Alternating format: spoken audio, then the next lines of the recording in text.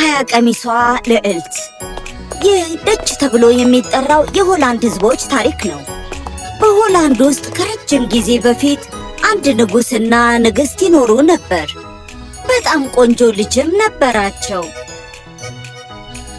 ልዕልቲቱ እንደምታምርም ስለምታውቅ ሰዎች እንደሚያዋትም ታውቅ ነበር። በዛ ሀገር ውስጥ ቆንጆ ከሚባሉትና ራሳቸውን ከሚያዩት ውስጥ እሷ የራሷን እየወደደችው በጣም ታየው ነበር። በዛን ጊዜ መስታወት ወይም ብረት ስለሌለ ልዕልቶች ወደ ጫካ ነበር የሚሄዱት። አልፈውም ወደ ሐይቅ ዳር ይሄዱና ፊታቸውን ይመለከታሉ።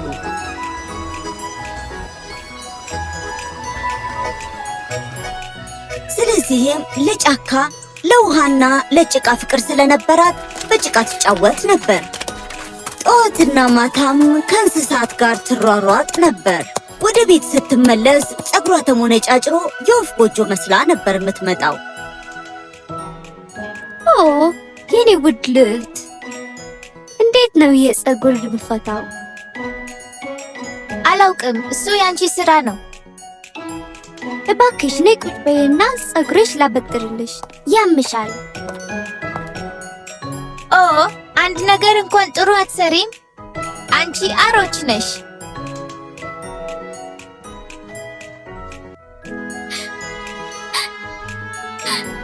እኔ ጎሽ። ልዕልቶይ ጎሽ ብለሽ ጠራሽኝ እኔ? ይሄ ትክክል አይደለም ልዕልቶይ። በመጀመሪያ ፀጉር እንዴት እንደሚበጠር እወቂ። ከዚያ በኋላ ስለ ክፉነት እነጋገራለን። ኦ ይሄ ውሃ በጣም ሙቅ ነው። አንድ ጊዜ እንኳን ጥሩ ነገር መስራት አትችይም? እንደምታዩት የልዕልቲቱ ባህሪ እንደ ፊቷና እንደ ፀጉሯ ቆንጆ አልነበረም። ከአራዊቶች ጋር መጫወቷና ፀጉሯም ተሞነጫጭሮ በመያያዙ ለሷ መልካም ነበር፣ ግን ስድብ ነው። ብዙዎቹ የሷ ታላላቆች ለሷ መልካም ሊያደርጉላት ሲፈልጉ ነገር ግን አይሆንላቸውም ነበር።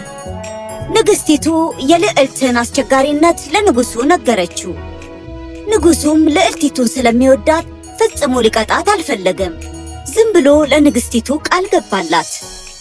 መልካም ልጃችን እኮ ያን ያህል ክፉ አይደለችም የኔ ውድ። ፍቅሯን ለአራዊት፣ ለተፈጥሮ፣ ለባህር፣ ለወንዞች ለእነዚህ ሁሉ የምታካፍላት ለዚያች ተጎድታ ላገኘቻት ጥጃ እንዴት እንክብካቤ እንደምታደርግላት ተመልክተሻል?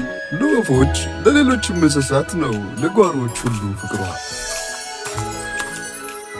ንጉሱ ልዕልቲቱ ለእንስሳ ያላትን መልካምነት ሲመለከት ምን አይነት ንግሥት ልትሆን ትችላለች ብሎ ተጨነቀ። ስለዚህም ጭንቀቱን በልቡ ይዞ የሚወደውን ስፖርት ለመስራት ወደ ጫካ ሄደ። የአንድ ጊዜ ጓደኛው ታላቁ ዝግባ ወደ ቆመበት ቦታ በጣም ከረጅም ጊዜ በፊት ነበረ፣ ንጉሱ ገና ሕፃን እያለ። ያን ጊዜም እንጨት ቆራጮች መጥተው ዝግባውን ሊቆርጡት ሲሉ አይቷል። ይህንን ዛፍ እንድትቆርጥ እኔ አልፈቅድልህም። ልዑል ሆይ እንጨቱን እንፈልገዋለን። ታዲያ ሂድና የሞተ ዛፍ ፈልገህ ቁረጣ። ይህንን እንድትቆርጥ አልፈቅድልህም። ወይንም ደግሞ ይህን አደርጋለሁ የምትል ከሆነ በመጀመሪያ የፋስህ ምላጭ በእኔ ውስጥ ማለፍ አለበት። ስለዚህም እንጨት ቆራጮች ምርጫ አልነበራቸውም ዝግባውን ትተው ከመሄድ ይልቅ። ልዑሉም በዛ ቦታ የቤተ መንግሥት ጠባቂዎች እንዲመደቡ አሳሰበ። በሕይወት ያሉ ዛፎች እንዳይነኩ፣ የወደቁ ዛፎች ብቻ እንዲቆረጡ አዘዘ። ማንም ሰው እንስሳትን እንዲያድን፣ ወፎችን እንዲይዝ አይፈቀድለትም ነበር። ያ ድምፅ ከየት ነው የሚመጣው? ያ እንደ እንስሳ ድምፅ ይመስላል አይደል እንዴ? ልዑሉም በየቦታው በየቁጥቋጦ ውስጥ ፈለገ። በመጨረሻም ትንሽ እንስሳት አገኘ። እንስሳውም እግሩን ተጎድቶ ስለነበረ በጣም በህመም ይሰቃይ ነበር። ቁስሉም ጥልቅ ነበር። ንጉሱም እንስሳውን ወደ ቤቱ ወስዶ በየቀኑ ይንከባከበው ነበር። አንድ ቀንም ደህና ሲሆን ወደ ጫካ ለቀቀው። ወጣቱ ልዑል እድሜው ከፍ ሲል አሁን 20 ዓመት ሆኖታል። የድሮ ጓደኛውን ጎበኘ። እየሞተ ያለውን ያረጀውን ዝግባ። የኔ ጥጃ የኔ ጥጃ ነህ አንተ። ምን ሆነሃል? ለምንድን ነው እንደዚህ ያዘንከው? አንተን ማዳን የሚችል አትክልተኛ ዶክተር ማንኛውንም ሊያድን የሚችል መፈለግ አለብኝ። ምንም ጥቅም የለውም ወጣቱ ልዑል። ነፍሴ ይህንን ምድር ለቃ ልትሄድ ጊዜው ደርሷል። ለእኔ መልካም ነበርክ እና ብዙ ጊዜ ሕይወቴን ከብዙ ነገር አትርፈህልኛል። አሁን ውለታህን የምከፍልበት ጊዜ ነው። እርዳታ ለእኔም ይሁን።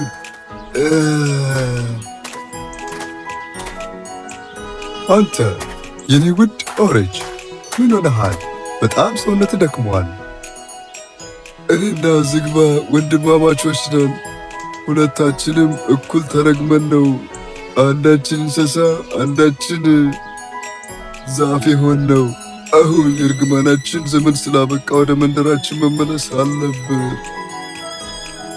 ከመሄዳችን በፊት ግን ልዑል ሆይ ምድርህን አንተን ተነግሮ በማያልቅ በረከት ልንባርክህ እንፈልጋለን። ያንተ መልካምነት በእርግጥም ይሄ ይገባዋል። እኔም ስሞት ቀንዴን ውሰድና ሚዶ ማበጠሪያ አሰራበት እና ምናልባትም ይህ ለልጅህ አንድ ቀን ሊጠቅም ይችላል።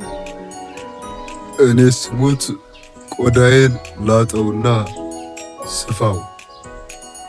ምናልባት ልጅህ መልካም ጸባይ የማታሳይ ከሆነ እሱን እንደ ቀሚስ ስፋውና አልብሳት። እናም አንድ ቀን ወንድሜ በቆመበት በዚህ ስፍራ ላይ ልጅህ ሐምራዊ አበባ ታገኛለች። የምድሩ ሴቶች ያንን እያዳወሩ ክር ያውጡና ልብስ ይስሩበት፣ ብልጽግና ይሆናል።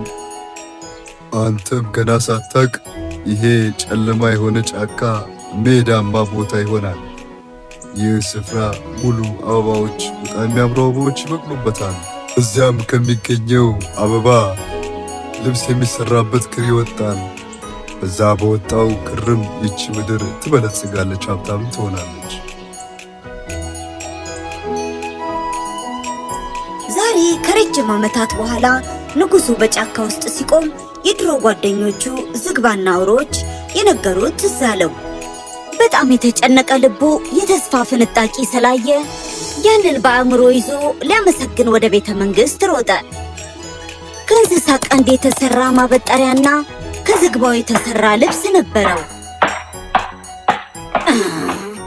አሁንም ልጃችን እንደገና ገዢዎቹ እንዲያለቅሱ አድርጋችኋለች። ጥሩልኝ እዚህ። ልዕልቲቱም ተጠራች። ስትመጣም እንደገና ክፉ አበል እንዳመጣሽ እየሰማሁ ነው። አባቴ እነሱ አይጠቅሙም። ይበቃል። ከዚህ በኋላ ጸጉርሽን በዚህ ታበጥሪያለሽ፣ በዚህ ሜዶ። እናም ከዚህ በኋላ ስታስቸግሪ ይህንን ልብስ ትለብሻለሽ። ይህንን ልብስ አባቴ ግን እኔ ጥያቄ አያስፈልግም፣ ውይይት የለም። አሁን ይህንን ልበሺ። ከዚያም በኋላ ልዕልቲቱ መጥፎ ባህሪ ስታሳይ ከዝግባ የተሠራ ልብስ ትለብስ ነበር። ያም እንደ ቅጣት ይሰጣት ነበር። ልዕልቲቱም ያንን ስላልወደደችው ጸባዋን ማስተካከል ጀመረች። ልዕልቲቷ ሁሌ ጸጉሯ በዚያ ቀንድ ሲበጠር ባህሪዋ በጣም መሻሻል ጀመረ። ይሄ ማበጠሪያ በጣም ደስ ይላል። በጣም ለስላሳ ነው። ልዕልት ሆይ ጸጉርሽ ተሳስሯል፣ ሲፈታ ያምሻል። ሊሆን ይችላል አገልጋይ። ብዙ አትጨነቂ፣ አርፌ እቀመጣለሁ። ሃ ሰላም ነሽ? ኦ በጣም ይቅርታ ክብርቶይ። አንቺ ደህና ከሆንሽ መልካም ነው። አትጨነቂ፣ ማንም ሰው እንደዛ ይሆናል። በአንድ ወቅት ራስ ወዳድና ክፉ በነበረችው ልዕልት ላይ ይሄ ለውጥ በመምጣቱ ሁሉን ሰው አስደነገጠው። ወዲያውም መልኳና ባህሪዋ በጣም ያማረ ሆነ። አሁን ያንን የእንጨት ልብስን ባትለብስ ባህሪዋ ያማረ ነው። አንድ ቀን እንደለመደችው ወደ ጫካ ስትሄድ ያ አሮጌ ዝግባ የነበረበትን ቦታ ተመለከተች። በዛ ቦታም በጣም የሚያምር ውብ አበባ በቅሎ አየች። አበባውንም ወስዳ ለእናቷ ለአባቷና ለአክስቷ አሳየች። እናቴ፣ አክስቴ ተመልከቱ ያገኘሁትን አበባ። የሚያስደንቅ ቆንጆ አበባ። ይሄ ተራ አበባ አይደለም ውዴ፣ ይሄ ተልባ ነው። ተልባ? ምንድነው እሱ? ወዲያውም አክስታቸው እዛ በቤተ መንግስት ላሉት ሴቶች ከዛ ከሱፍና ከተልባ አበባ ውስጥ ከዚያም ከተልባ እግሩ እንዴት ተደርጎ ሊነን ጨርቅ እንደሚሰራ አሳየቻቸው። ወዲያውም ጫካው ሁሉ የተልባ አበባ ሞላው። በግዛት ውስጥ ያሉ ሁሉ ከተልባ እግሩ ልብስ ይሰሩ ነበር። ልብስ ሰፊዎች ቆንጆ ቆንጆ የወንድ ሸሚዝ፣ የሴቶችም ቀሚስ ይሰፉ ነበር። ልዕልቲቱ እነዛን ልብሶች በጣም ትወዳቸው ነበር። ቀሚሱ በጣም ለስላሳ ነው። ሌላውን አምጡልኝ። ተመልከቱ እንዴት እንደሚያሳምረኝ። አንድ ጨምሩልኝ። ሌላ አንድ አምጡልኝ። ብዙ ስለብስ በጣም አምራለሁ። ሌላም ጨምሩልኝ። ልዕልቲቱ 20 ቀሚሶች ለብሳ በቤተ መንግስቱ ተመላለሰች። ብዙ ሴቶችም እነኛ 20 ቀሚሶች የቆንጆ ሴት ቀሚሶች መሰሏቸው። ይህም እንደ ፋሽን ተቆጥሮ በግዛት ውስጥ ያሉ ሴቶች፣ ሙሽሮች፣ ሕፃናቶች ይለብሱት ጀመር። ዛሬም 20 ቀሚስ መልበስ የቁንጅናና የፋሽን ምልክት ተደርጎ በሆላንድ ሀገር በደቾች መካከል የሚዘወተር ሆኗል። ያቺ 20 ቀሚስ የለበሰችው ልዕልት ያመጣችው ፋሽን ከእንጨት የተሰራ ልብስ የምትለብሰው ልዕልት መሆኗን ማስታወስ አለብን። 20 ቀሚሶች በእሷ ላይ ቢጠቀለሉም ነገር ግን ለስላሶች ስለነበሩ ይመቻት ነበር። እኛም ችግራችንን ለመቀበል ስንዘጋጅ እናም በችግሮቻችን ላይ ተግተን ስንሰራ ጥሩ ልብ ያለው ሰዎችና ደስተኞች እንሆናለን። ሰዎችም በዙሪያችን ይገኛሉ፣ በምንሰራውም ይደሰታሉ። አንድ ጊዜ ልዕልቷ መልካምና ደግ ስትሆን ያለፈውን ክፋቷን የሚናገር አልነበር። እኛም መጥፎ ባህሪያችንን ስናቆም ማንም ስለዛ ደግሞ አያወራም። ይህ እውነተኛው የዓለማችን የአኗኗር ዘዴ ነው።